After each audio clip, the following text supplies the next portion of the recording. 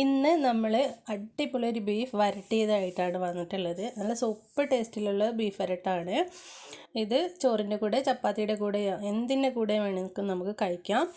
അപ്പോൾ നിങ്ങൾക്ക് വീഡിയോ ഇഷ്ടമാണെങ്കിൽ ആദ്യം തന്നെ ലൈക്ക് ബട്ടൺ പ്രസ് ചെയ്യുന്ന കാര്യം മറന്നു പോകല്ലേ. അപ്പോൾ വീഡിയോ കണ്ടു നോക്കാം. അപ്പോൾ അതിന് വേണ്ടിയിട്ട് ബീഫൊക്കെ നന്നായിട്ട് കഴുകിയതിന് ശേഷം കുക്കറിലേക്ക് ഇട്ട് കൊടുത്തിട്ടുണ്ട്. ആവശ്യത്തിന് മഞ്ഞൾപ്പൊടിയും ഉപ്പും ഇട്ട് കൊടുക്കാം. ഇനി 2 ടേബിൾ സ്പൂൺ മുളക് പൊടിയാണ് ഞാൻ ഇട്ട് കൊടുക്കുന്നത്. അത്യാവശ്യം എരിവുള്ള മുളക് പൊടിയാണ്. ഇനി ഇതിലേക്ക് കുറച്ച് കറിവേപ്പിലയും കൂടി ഇട്ട് കൊടുക്കാം. 1 ടേബിൾ സ്പൂൺ നല്ല വെളിച്ചെണ്ണയാണ് ചേർത്ത് കൊടുക്കുന്നത്. ഈ വെളിച്ചെണ്ണയും കൂടി ചേർത്തിട്ട് ഒട്ടും വെള്ളം ചേർക്കാണ്ട് നമ്മളിത് നല്ലതുപോലെ ഒന്ന് കുഴച്ചെടുക്കണം. നല്ലതുപോലെ കുഴച്ചതിന് ശേഷം മൂടി വെച്ചിട്ട് നമുക്കൊരു 3-4 വിസിൽ വരുന്നത് വരെ വെയിറ്റ് ചെയ്യാം. അപ്പോഴേക്കും നമ്മുടെ ബീഫ് നന്നായിട്ട് വെന്ത് പാകത്തിനായിട്ട് വന്നിട്ടുണ്ടാവും. ഇനി നമുക്ക് വേറൊരു പാത്രം സ്റ്റൗവിലേക്ക് വെച്ച് കൊടുത്തിട്ട് ഇതിലേക്ക് 2 ടേബിൾ സ്പൂൺ വെളിച്ചെണ്ണ ഒഴിച്ച് കൊടുക്കാം. വെളിച്ചെണ്ണ ഒന്ന് ചൂടാകുമ്പോൾ ഇതിലേക്ക് ഇഞ്ചി വെളുത്തുള്ളി ഒന്ന് ക്രഷ് ചെയ്തെടുത്തതാണ്, ഒരുപാട് പേസ്റ്റാക്കി അരച്ചിട്ടില്ല.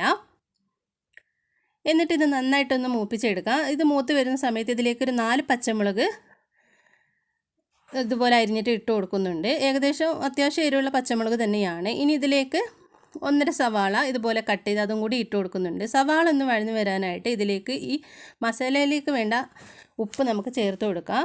ബീഫിലേക്ക് നമ്മൾ ഓൾറെഡി ഉപ്പ് ചേർത്താണ്, അതുകൊണ്ട് നോക്കിയിട്ട് ഇട്ട് കൊടുത്താൽ മതി. ഇനി ഇതിലേക്ക് 1 ടീസ്പൂണ് വലിയ ജീരകം പൊടിച്ചതും 2 ടേബിൾ സ്പൂൺ മല്ലിപ്പൊടിയും 1 ടീസ്പൂൺ ഗരം മസാലയും പിന്നെ ചില്ലി ഫ്ലെക്സും കൂടി ഇട്ട് കൊടുക്കുന്നുണ്ട്. ഉണക്കമുളക് പൊടിച്ചത് ഇതെല്ലാം കൂടി ഇട്ട് കൊടുത്തിട്ട് നല്ലതുപോലെ ഇതിൻ്റെ ആ ഒരു പച്ചമണമൊക്കെ മാറുന്നവരെ നല്ലതുപോലെ ഒന്ന് വഴറ്റിയെടുക്കാം നമുക്ക്. ഇനി ഇതിലേക്ക് കാശ്മീരി മുളക് പൊടിയാണ്, അത് കുറച്ചും കൂടി ഞാൻ ഇട്ട് കൊടുത്തിട്ടുണ്ട്. അതധികം എരിവൊന്നും ഉണ്ടാവില്ല, ഒരു കളറിന് വേണ്ടിയിട്ട് മാത്രമാണ്. എന്നിട്ട് എല്ലാം കൂടി നന്നായിട്ട് മിക്സ് ആയതിന് ശേഷം നമ്മൾ വേവിച്ച് വെച്ചിട്ടുണ്ടായിരുന്ന ബീഫ് ഇതിലേക്ക് ഇട്ട് കൊടുക്കുക. അതിന് മുന്നേ ഇതിലേക്ക് കുറച്ച് കറിവേപ്പിലയും കൂടി ഞാൻ ഇട്ട് കൊടുക്കുന്നുണ്ട്.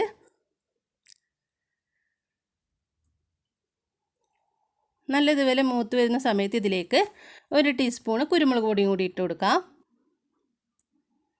അത്യാവശ്യം എരിവുള്ള ബീഫ് ഫ്രൈ തന്നെയാണ്. കുരുമുളക് പൊടിയൊക്കെ ഇട്ടത് കാരണം നല്ലൊരു എരിവ് തന്നെ ഉണ്ടാവും. ഇനി ഇതിലേക്ക് നമ്മൾ വേവിച്ച് വെച്ചിട്ടുണ്ടായിരുന്ന ബീഫ് ആ ചാറോട് കൂടി തന്നെ ഇതിലേക്ക് ചേർത്ത് കൊടുക്കുകയാണ്.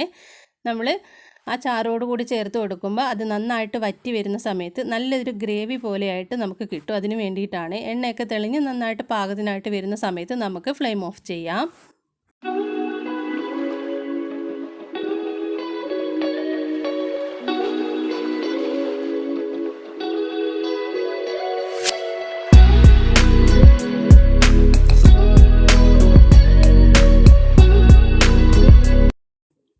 അപ്പോൾ ബീഫ് ഇവിടെ റെഡി ആയിട്ടുണ്ട്.